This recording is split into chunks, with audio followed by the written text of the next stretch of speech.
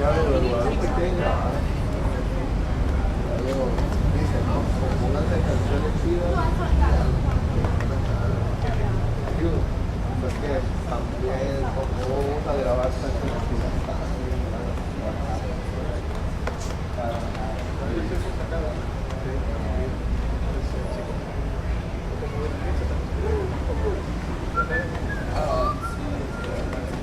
O vaya, siempre hay que ir a sacar así canciones.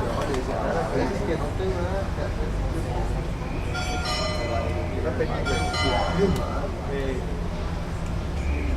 Te puedo sacar en base a otra canción. Dame una canción y le cambio la letra. Como nadie. ¿Has escuchado la de Nacho? ¿Has escuchado la de Nacho?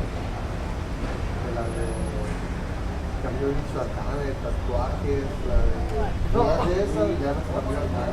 Empezó con el mariachi. No, ya las cambió. Eso sí te lo puedo hacer. Y hasta la tomada y todo. Necesito vacío, pero sí se puede hacer. Pero cuando puedas sacar una para primero centrarte en lo que le quieres dar una canción y a ver. A veces me llegaba, si iba en el camino y me llegaba. Porque tenía libreta y llegaba a la casa sin seguridad. El Pepe era bueno para eso. Ya de ahí en adelante empecé a tener. Gracias a Dios,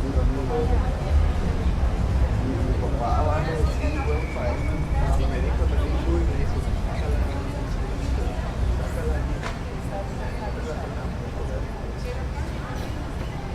Le ponemos dar y No,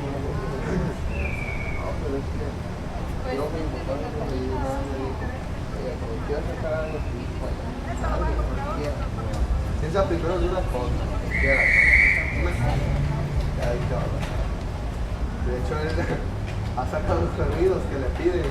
Una vez murió el papá de un compañero de él y le pidió un corrido. Entonces mi papá ya le pidió fecha de nacimiento, le predicaba, y todo eso. Ya le sacó el corrido.